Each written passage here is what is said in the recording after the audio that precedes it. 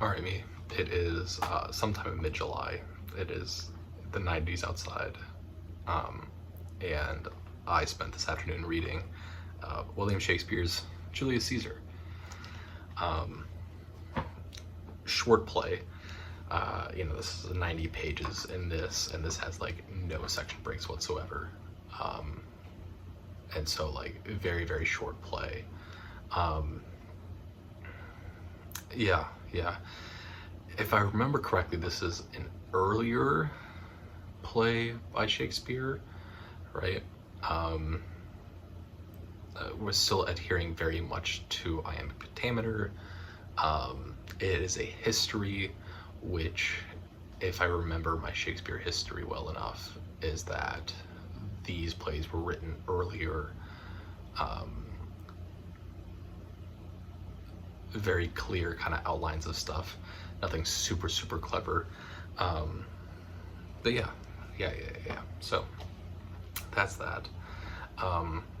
Obviously a depiction of the end of Julius Caesar and the assassination in the Roman Senate, and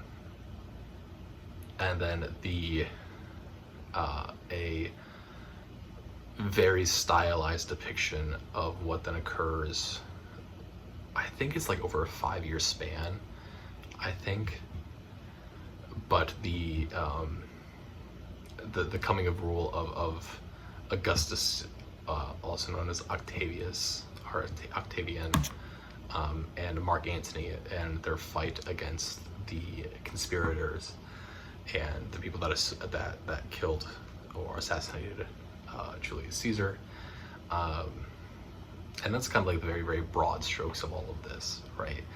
And to say that there's inherently a great deal more than that to the plot would be a lie, right? Because that is very much the entire plot of this, right?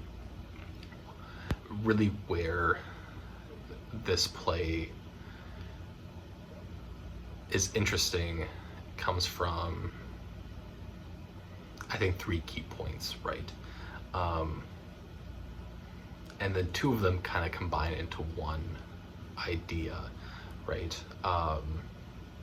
The point that gets made at the very end, and what kind of seems to be, kind of holds pretty much the second half together, is this whole act, or this whole idea of like, even if people are traitors or have chosen to do the wrong thing, and have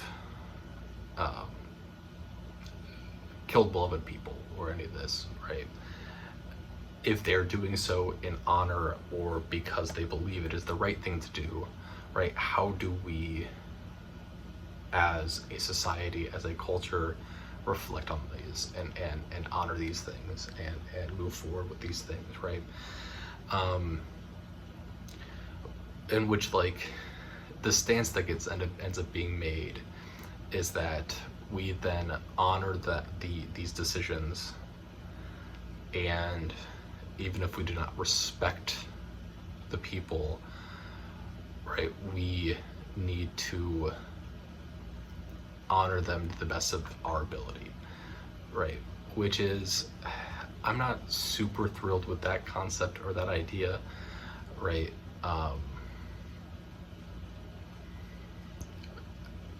And I think it comes into a great deal of the actions behind, or the reasoning or the actions behind the actions, right? Of how do we get to this point? What are the causes for how we get to this point, right? And so that in of itself, I'm not super into the thematic messaging there, right? But I do think, I would argue that, once again, this is me trying to remember 15 to 1600 history off the top of my head, but if I remember correctly, part of the reason that gets made is because of how the current kings in power during Shakespeare's time, and when this was written, would have come into power, right? Because it is about the the constant wars and infighting between the monarchy and to take control, to take power, and then to say that, oh, we are doing the right thing because we also honored the fact that they did these actions, and the people that were against us did these actions because they felt it was the right thing to do, right? And so like you get into this kind of weird situation there of where, like, much like with the Scottish play, right, you have these underlying things here of the divine right of kings and rulers and things like that, right? And I feel like the ending of this, in which Octavian decides to give Brutus kind of a hero's send-off, is a strange one, right? So that's kind of the basic, like, that's like the majority of the second half, basically through acts 3, 4, and 5 kind of culminate up to this point in this whole idea, right?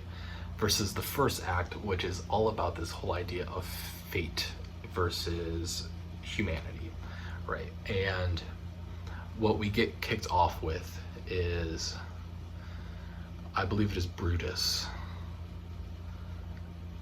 that, I'm pretty sure it's Brutus, but one of these conspirators, who I'm pretty sure is Brutus, leads off with talking about how his love for Caesar has gone away, because they want to, the common populace wants to make Caesar into a king, right? And so that's strike one.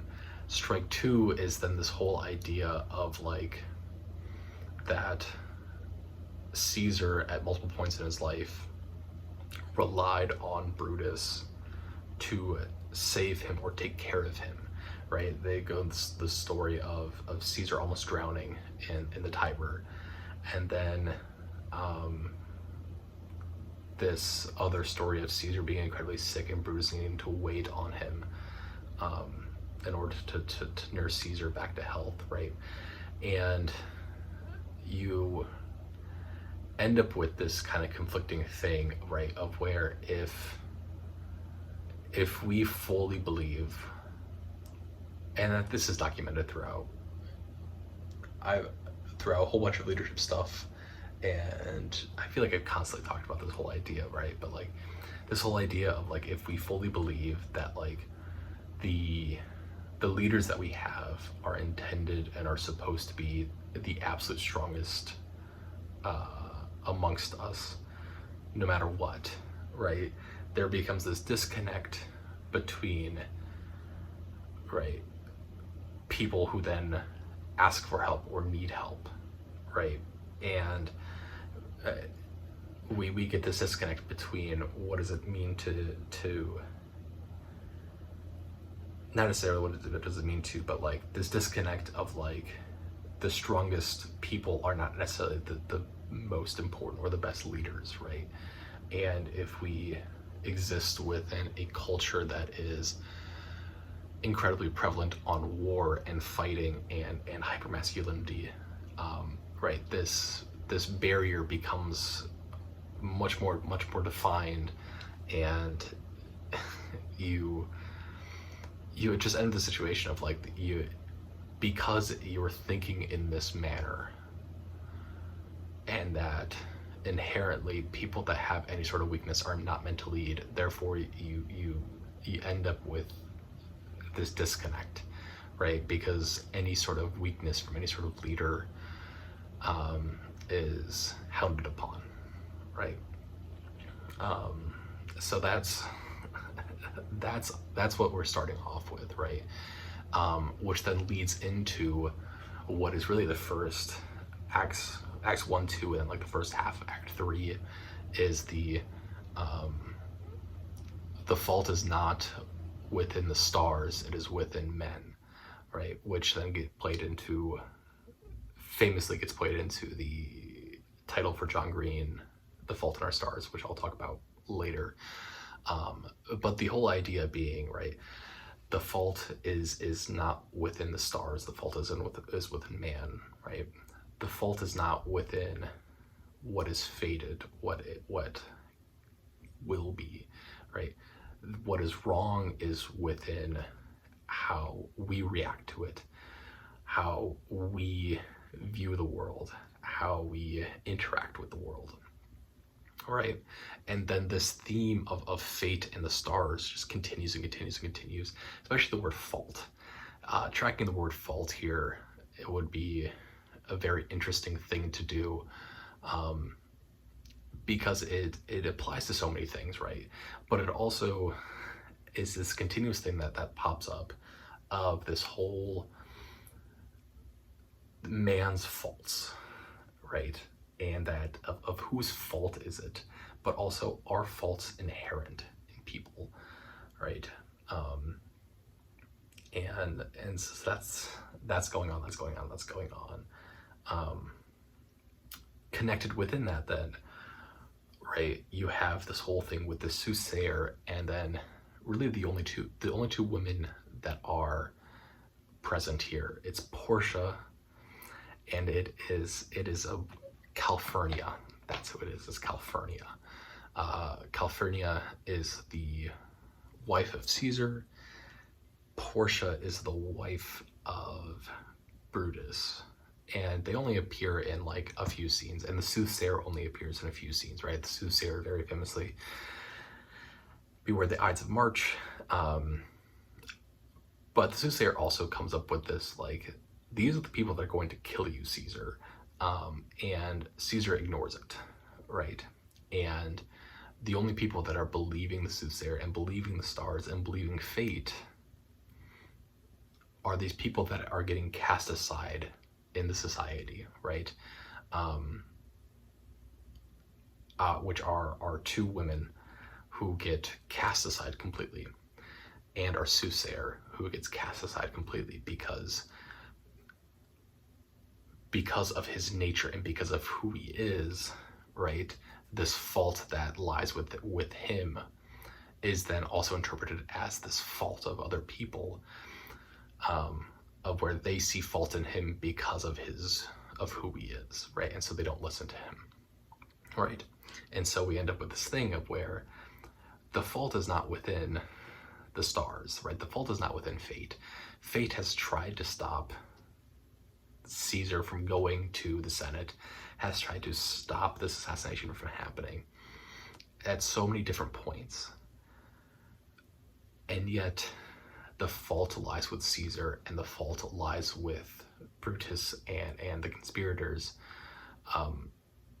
because they just ignore all of these signs constantly, and they ignore what is being told to them is the best thing, because the fault lies with them, right? So that's all very interesting. That to me is what makes this an interesting piece, right? Not the history of Julius Caesar and the interpretation of it. So yeah. The whole thing with The Fault in Our Stars, right? Right, is a twist on that then, right? Of being the fault is in the stars, rather than in personhood, right? And going back to The Fault in Our Stars book, right, it revolves around people that have diseases or born with disabilities or develop disabilities, and right, in that sense then, right, what John Green is doing, as well as who I don't remember who the characters in The Fault in Our Stars are. I think it's Augustus. I think that's one of the guys. I think that's the guy. I think it's Augustus and Hazel. I think it is. Anyways, right? But that whole thing of The Fault in Our Stars and the fault is in our stars is then twisting what is being said here, of where in Julius Caesar the fault is not in the stars, the fault is not in fate, it is within humans. The reaction to that from people who then are born or have their body turned against them is, it's not my fault that these things are happening to me, right? The fault is not within myself. The fault is in the stars, because the stars have fated this, the stars have guided this, the stars have done this, right? And so, right, it is no, I am not at fault here. I should not have to apologize for existing, right? The fault is not with me. The fault is within what fate has decided. So yeah, that's that. That's all I got for Julius Caesar by William Shakespeare. Yeah.